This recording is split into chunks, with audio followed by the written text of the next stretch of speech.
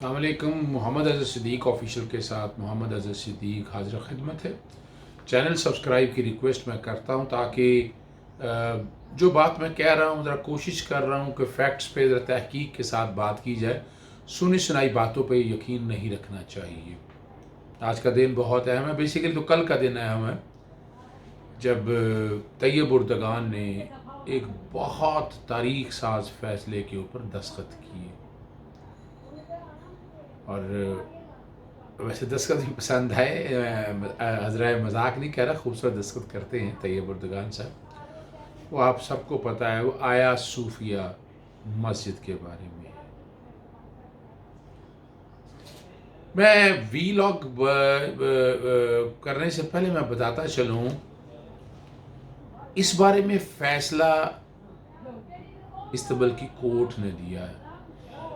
ایک مصیبت پڑ گئی ہے، ایک ہیجانی کیفیت ہو گئی ہے کرسچن لوگوں میں یا کرسچینٹی میں، پتہ نہیں کیا طوفان آ گیا ہے۔ اچھا وہ دن بھول گئے ہم جب بابری مسجد کا فیصلہ عدالت نے کہا تو اندرونی معاملہ ہے، پوری دنیا میں یہ کہا کہ اندرونی معاملہ ہے۔ بابری مسجد کے حوالے سے عدالت کا فیصلہ قبول کر، اب بھی فیصلہ عدالت کا قبول کرنا چاہیے۔ یہ جو ہم نے دوہرا معیار بنایا ہوا ہے، جو ہپوکریسی یا ڈپلوکریسی کا معیار ہے، یہ ہمیں ختم کرنا پڑے گا۔ اور میں ایک اور بات بتاتا چلوں آپ کو جو سمجھنا بہت ضروری ہے۔ ویسے تو میرے ہاتھ میں لسٹ ہے، میری ٹیم نے بڑی تحقیق سے نکالی ہے، کو 20 سے مسجد تعداد 20 سے 25 کے قریب مساجد ہیں جو چرچ میں تبدیل کیے گئے۔ ویسے دکھاتا ہوں، میں کوشش کروں گا کہ ٹیم کو ساتھ ساتھ لے کر اس کو چلے۔ یہ ساری جگہوں کے اوپر ہے، جہاں جہاں پر ماسک آف گرانڈ ہے، میں بھی ذکر نہیں کرنا چاہ رہا، یہ پوری تفصیل میں چاہوں گا کہ جو مساجد کو چرچ میں تبدیل کیا گیا، اس وقت مذہبی منافرت پھیلانے کی بات نہیں ہے، حقائق بتانے کی بات ہے تاکہ حقائق سامنے آ جائیں۔ پھر ایک بڑا اسپین کے اندر تو آپ کو پتہ ہے مسلمانوں کا کیا کتنا راج رہا ہے، حکومت رہی ہے۔ کرتبہ مسجد کی تعمیر سن 784 میں ہوئی۔ 1236 میں کنگ فرینڈ سوئم نے زبردستی اس عظیم الشان مسجد کو چرچ میں تبدیل کر دیا، اور دسمبر 2006 میں اسپین کے مسلمانوں نے پوپ ہینڈیکٹ سے اپیل کی کہ انہیں مسجد کرتبہ میں عبادت کی اجازت دی جائے۔ اسپین کے اسلامک بورڈ نے پوپ کے نام خط میں لکھا کہ اسپین کے کلیسا نے ان کی درخواست کو مسترد کر دیا ہے۔ حالانکہ حیران کن بات ہے، چلیں چھوڑیں، بورڈ کے مطابق یہ درخواست عمارت کو مسلمانوں کے حوالے کرنے سے متعلق نہ تھی، بلکہ صرف اس لیے تھی کہ تمام مذہب کے ساتھ مل کر مسجد دنیا میں چھوٹی مسائل کام کر دیا جائے۔ دسمبر 2006 کے اوائل میں کیتھولک چرچ نے مسلمانوں کو جامعہ کرتبہ میں نماز ادا کرنے کی درخواست یہ کہہ کر مسترد کر دی کہ ہم اس مشترکہ عبادت کے لیے دیگر مذاہب بات چیت کے لیے تیار نہیں۔ اس کے علاوہ 20 مساجد کو بطور طاقت چرچ میں تبدیل کیا، جس کی میں تفصیل آپ کو بتا چکا ہوں۔ تو آیا صوفیہ مسجد کے حوالے سے یہ جو جس طرح کا شور و غوغا ہے، کہ میں نہیں سمجھتا اسے قبول کرنا چاہیے۔ تھوڑی سی چیزیں ہیں جو اس کی تاریخی حیثیت کی بتاتے ہیں۔ آیا صوفیہ بیسیکلی لاطینی میں نام جو ہیں وہ میں بتانے کی ضرورت نہیں ہے، گرجا گھر بنایا گیا اور اس کا موجودہ نام بہت خوبصورت رکھا ہے، آیا صوفی کبیر جامع شریفی، تاریخی عبادت گاہ جو ماضی میں یونانی، رومی، کیتھولک، کیتھیڈرل، عثمانی، آٹومن امپائر اور سیکولر میوزیم کے طور پر استعمال ہوتی ہے۔ 10 جولائی میں 2000 توجہ دی ہے۔ میں یہاں تھوڑی سی دیر کے لیے وقفہ اس لیے کروں گا، میں سے پہلے وی لاگ میں غزوہ ہند کے بارے میں بات کر چکا ہوں، میں بتا چکا ہوں کہ پاکستان، چین، ترکی اور ایران کس طرح ہندوستان کا تیا پانچا کریں گے، نیست و نابود کریں گے۔ تو یہ بتانے اس لیے ان چیزوں کو ایسے نہیں ہے، یہ تاریخی اہمیت کی عامل ہے کہ رومی شہنشاہ جسٹن اول کے عہدہ میں 537 میں تعمیر ہوئی، اور اس وقت کی بات ہے سب سے زیادہ جگہ رکھنے والی اور مکمل محراب دار چھت رکھنے والی جائے عبادت تھی۔ اس بادنیتی فن تعمیر کا نچوڑ سمجھا جاتا اور کہا جاتا ہے اس کی تعمیر سے فن تعمیر کی تاریخ ہی بدل گئی۔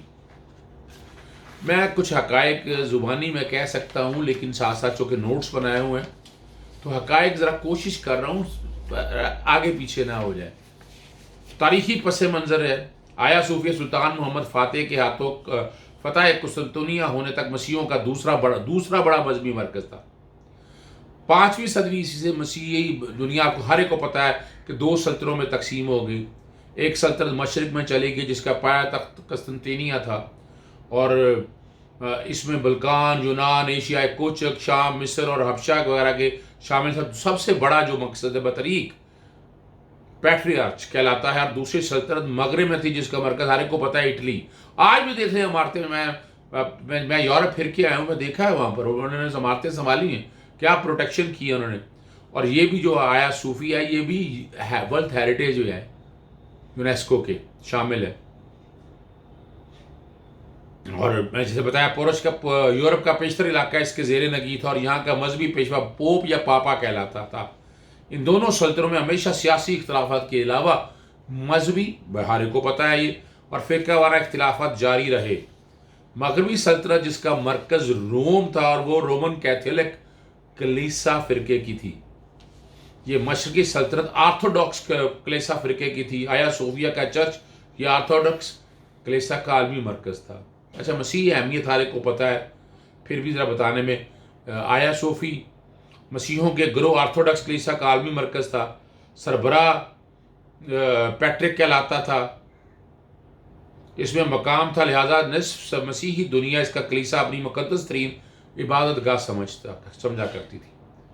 یہ اس لیے بھی اہم تھی کہ روم کے کیتھولک کلیسا کے مقابلے میں زیادہ قدیم تھے.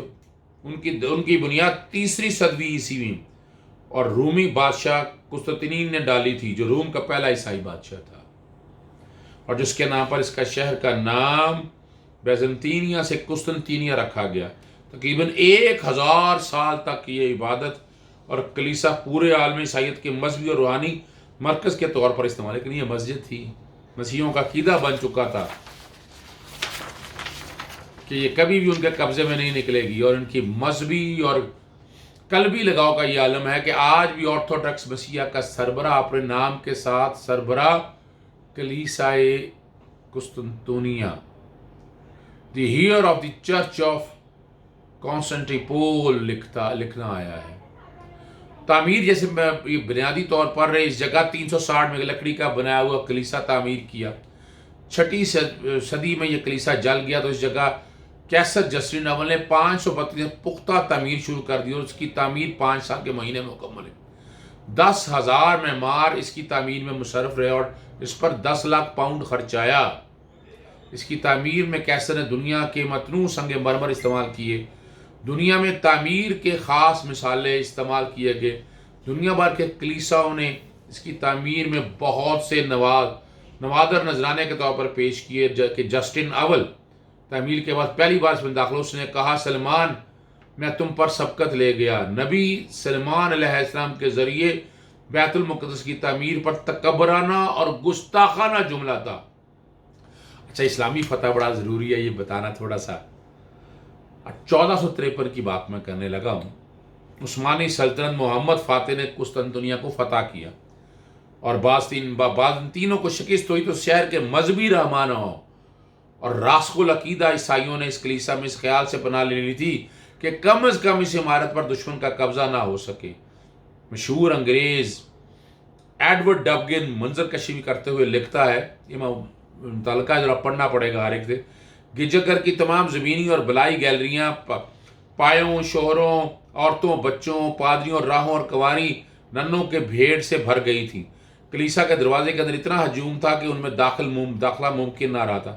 یہ سب لوگ اس مقدس گنبد کے سائے میں تحفظ تلاش کر رہے تھے، جسے وہ زمانہ دراز سے ایک ملا الاؤ کی لاتو اللہ ہوتی عمارت سمجھتے آتے تھے. یہ سب ایک افترا پزداز الہام کی وجہ سے تھا، جس میں یہ چھوٹی بشارت تھی کہ جب ترک دشمن اس ستون قسطنطین ستون کے قریب پہنچ جائیں گے تو آسمان سے ایک فرشتہ ہاتھ میں، آپ نے کچھ فلموں میں بھی یہ دیکھا ہوگا، تلوار میں نازل ہوگا، اور اس میں عثمانی ہتھیار کے ذریعے سلطنت ایک ایسے غریب آدمی کے حوالے کر دی جائے گی جو اس وقت ستون کے پاس بیٹھا ہوگا. یہ باتیں ہیں جو ساری بتائی گئی ہیں.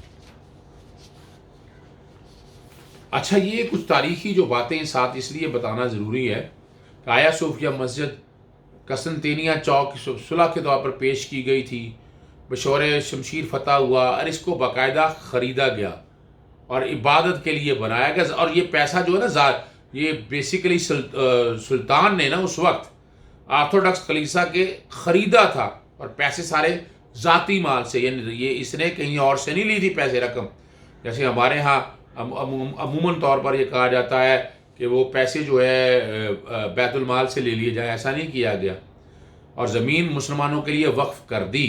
خرید و فروخت کے دستاویز آج بھی ترکی کے دارالحکومت انقرہ میں ہے۔ اچھا، یہ عمارت کی میں بتانا اب نہیں چاہوں گا چونکہ ویڈیو زیادہ لمبی ہو جائے گی۔ بہت خوبصورت عمارت ہے، دیکھنے والی ہے۔ میں گیا تھا لیکن میں چکر نہیں لگا سکا، دوبارہ جو ہے انشاءاللہ جانا ہے، اور مسجد کی بحالی کے لیے باقاعدہ تحریک یا بتانا ضروری ہے۔ 31 مئی 2014 میں نوجوان تھے اناتولیا نے تنظیم نے میدان میں فجر کی نماز کی مہم چلائی، جو آیا صوفیہ کی بحالی کے مطالبے میں۔ اس تنظیم کا کہنا تھا کہ انہوں نے 1.5 کروڑ لوگوں کے تائیدی دستخطوں کو جمع کر لیا، لیکن اس وقت کے وزیر اعظم کے مشیر نے بیان دیا آج صوفیہ کی مسجد بحال کرنے کا کوئی ارادہ نہیں ہے۔ دیکھیں، مسجد ہم مسلمانوں کا ایک حق ہے، اور مسجد کی ایک اپنی تاریخی اہمیت ہے۔ عدالتی فیصلہ ہے، عدالتی فیصلے پر عمل درآمد ہونا ہے، عدالتی فیصلے کو توڑا نہیں جا سکتا، اور عدالتی فیصلے پوری دنیا میں عدالتی فیصلوں پر عمل درآمد لازمی ہے۔ باتیں جتنی مرضی کریں، بادی مسجد میں ہمارا حق آج بھی ہے، لیکن عدالتی فیصلہ آ چکا ہے، عدالتی فیصلوں کے سامنے سرنگو کرنا پڑتا ہے۔ یہ کوئی ذاتی لڑائی اور انا کی جنگ نہیں ہے، آپ لڑیں، حقائق سے لڑیں۔ یہ ایک علیحدہ ایشو ہے کہ پاکستان کے اندر بھی مندر بنانے کی ایک روش سی قائم ہو گئی ہے، اس ہمام میں سبھی ننگے ہیں، لیکن یاد رکھیے گا دین اسلام زندہ رہنا ہے، اور دین اسلام زندہ رہے گا۔ اجازت دیجیے گا، شکریہ۔